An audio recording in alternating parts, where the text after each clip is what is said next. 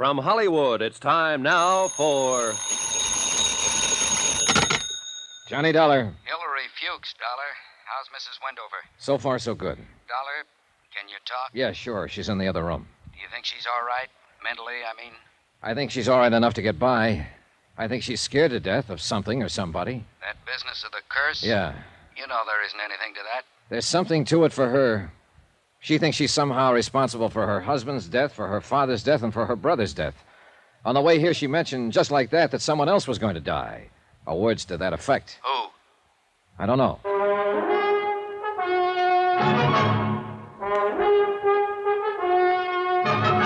Tonight and every weekday night, Bob Bailey in the transcribed adventures of the man with the action-packed expense account, America's fabulous freelance insurance investigator. Yours truly, Johnny Dollar.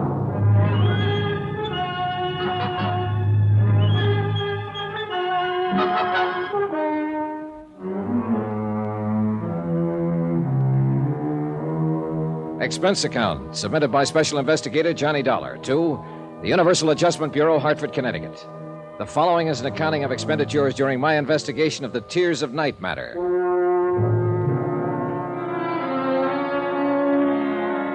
It had started as a routine investigation. A claim filed for $50,000 on the death of Noah Wendover, Miami Beach, Florida. The question, why the 2-year delay in making claim? The answer turned out to be interesting. Briefly, it involved a distraught woman who had neglected not only the insurance, but everything else in her life for 2 years. A woman obsessed with the idea she was a curse. Do you like soda or water? Soda, please. Thanks. Cheers. Good luck.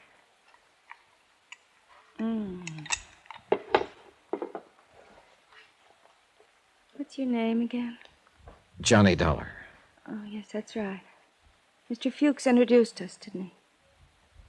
Do you think he'll be able to straighten out all my business affairs for me?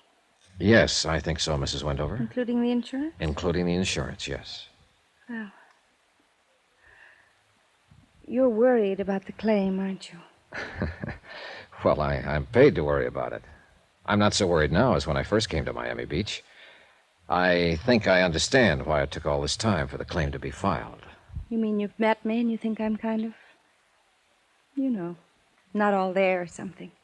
Well, I suppose Mr. Fuchs explained how badly I've managed things for the last 2 years. he showed me how you've let your affairs go to the devil, if that's what you mean. I'm glad you finally turned it all over to him.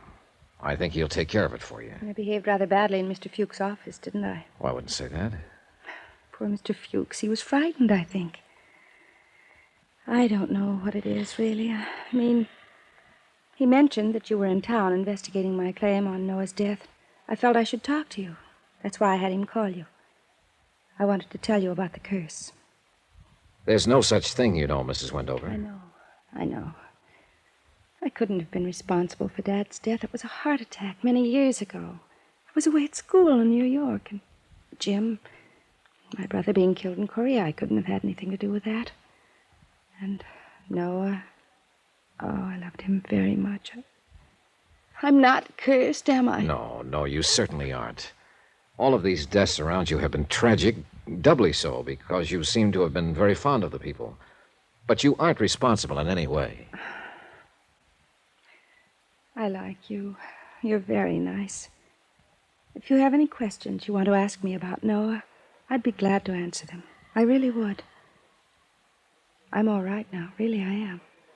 Well, when we left Mr. Fuchs' office, you talked a lot about that curse business. Yes, I'm ashamed. Were you still thinking of that when you spoke to me in the car? Did I speak to you in the car? Yes. You know, I can't remember riding in the car at all. I've been standing here talking to you, and I've been wondering all this time how we got here. Do you mind if I help myself? No. We drove over together from Hillary Fuchs' office. I drove you here. Oh. Some things I just blank out. I've talked to a psychiatrist, I've been under treatment for several months. He says I established a strong pattern when Noah died, of shutting things out, of just forcing my mind to become blank. He's trying to help me get over it. What did I say in the car? You said you were cursed and you wondered if he would die. Oh, dear. Who's he? Teddy. Teddy, Teddy Davis. I'm going to marry him when he asks me. Oh. And I know he will. I love him very much. Well, why do you think Teddy might die? Because of people dying around me that I love. He doesn't believe in the curse, does he? Oh, no. He's something like you, in a way. Nice. He makes me laugh at it. He says it's ridiculous. Because it is. Somehow I feel comforted. Now, look. You marry this fella the minute he asks you and forget about being cursed and everything else. He'll take care of you. Well, I better go now. Mr. Dollar. Yes? Thank you. I need sometimes very much to talk to someone like you. Thank you. J. Dollar, Oracle. Go out and marry so-and-so and live happily ever after. I like the little kiss she gave me. I like the way she squeezed my hand. I like the perfume she was wearing. I liked the way the intense, hard brightness had gone out of her black eyes, and she was just a nice woman being a woman. I liked all that. What I didn't like was the idea that she could be the other way, believing in the curse and believing she was somehow responsible for people dying. When I left her, I knew that part wasn't ended. I knew it would come back. Come on in, Dollar. I sort of stuck around wondering if you'd come back here. How is she? She's okay now. Fuchs, I'm sending in my report on this policy tonight. I'm recommending they honor it. I've got enough verification. Okay, that's fine. Sure appreciate your help on this, Dollar. Let me buy you dinner. No, thanks. I'm getting the first plane back to Hartford. Why not wait until tomorrow? You've got a reason, haven't you? Yeah, I guess so. Mrs. Wendover? Oh, I've met people like her before. Don't ask me where or when, but I've seen them. And there isn't anything to a curse, but trouble seems to follow them. Big trouble. My business here is practically finished. I just want to get out and get away. Can I use your office for about an hour? Sure, it's all yours. Dollar, I feel the same way. I spent a half an hour typing up my report on the Wendover claim and another 10 minutes on the phone asking for an airplane back to Hartford. They said they'd call me right back, and I poured myself some of Fuchs' whiskey and sat down to stare out at the night. Lights burned up and down the white beach. People strolled up and down, looking at the water, holding hands. And I was sitting alone in Hillary Fuchs' office, waiting for a phone call and thinking about a curse. Hi. Hi. Who are you? Anybody else here? Oh, why? You were kind of late. So do you. What's on your mind? You? Costigan wants to see you right away. I'm supposed to take you over. Whoever Costigan is, tell him he doesn't want me. You don't tell Sam things like that. You know, it's been a long time since I shook in my boots when a skinny hood like you stood around acting tough. If you've got some business with Hillary Fuchs, look him up at his home. This is Fuchs' office. You're behind his desk. You'll do. Now, come on, mister, and don't show me how loud a certified public accountant can growl. I just might swing this thing on your head. That's better. You got a hat? No. I know Costigan wants to talk to you, but I'd sure like to belt you one just for the practice. I'm not Hillary Fuchs. Come on, let's go. Hey, You're gonna break my arm! I'd like to, just for the practice. Now then, this Costigan, is he the one from Chicago? Sam's been there. Answer. The Sam Costigan kicked out of Chicago a few years ago? Yeah. What does he want to see Fuchs about? The Wendover dame. What? Something about the Wendover dame. I don't know what it is. He just wants to see you. Okay, what's your name? Frank Scanlon. Here. You put this thing in your pocket. Pull it out again in front of me, and I'll brain you. Now, let's go. Huh? Now I want to see Sam. Well, sure. Anything you say. I followed Frank Scanlon out of the building to a waiting car, a black packet with side curtains. It was a nice touch for this day and age, but it didn't make much sense. None of it did. It was illogical in the beginning, middle, and end. Most of all, I didn't make much sense. I should have been in my room packing. Instead, I was on my way to see an old-time grifter and hoodlum named Sam Costigan, because someone had mentioned the name Wendover. You want to smoke? I used my own. Suit yourself, fella. Scanlon was a thin one with sharp, narrowed eyes, too much padding in the shoulders, too much snap to the brim of his hat, too much point to the toe of his shoes.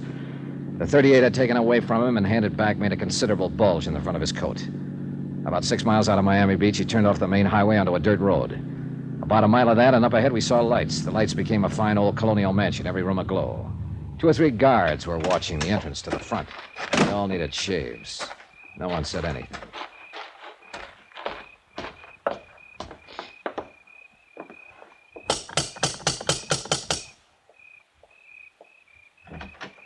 Yeah?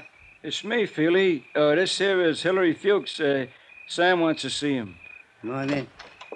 How are you feeling, Mr. Feely? All kinds of punks around nowadays. I wouldn't get frisky with him if I was you. He's a pretty touchy fella. That's so. Yeah. This way, come on. He led me into the main foyer, where a hat-check girl with a lot of red hair stood ready for the evening's business, which hadn't begun yet. On the right, what had been the dining room of the old house was now a circular bar that could seat 25 or 30. To the left, in what had been the parlor and library, I counted 2 craft tables, 2 roulette tables, and 2 blackjack stands. Beyond all this, on a screen porch, a 5-piece combo made music. A few tables and head waiters stood around looking bored. Scanlon led me upstairs, and we stopped in front of a wide white door marked private. I thought he was going to knock. Instead, he whirled around very quickly and stuck the same old .38 about 2 inches into my ribs. Now let's stand steady. Feely! Eddie! He giving you trouble, Frankie? Nah. I will, Buster. I'll give you plenty of trouble if you want it. Hear how he talks to me? I'll crack him up a little for you if you like, Frankie. Nah. He got business with Sam right now. We'll take care of our business with him later on.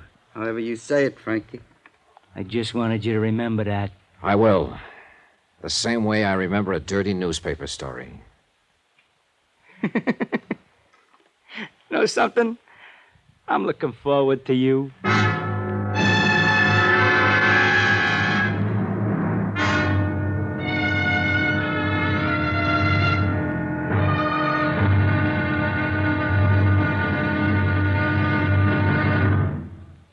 Now, here's our star to tell you about tomorrow's intriguing episode of this week's story. Tomorrow, there is a curse that goes with the Wendover name. Goes wherever it is. Join us, won't you? Yours truly, Johnny Dollar.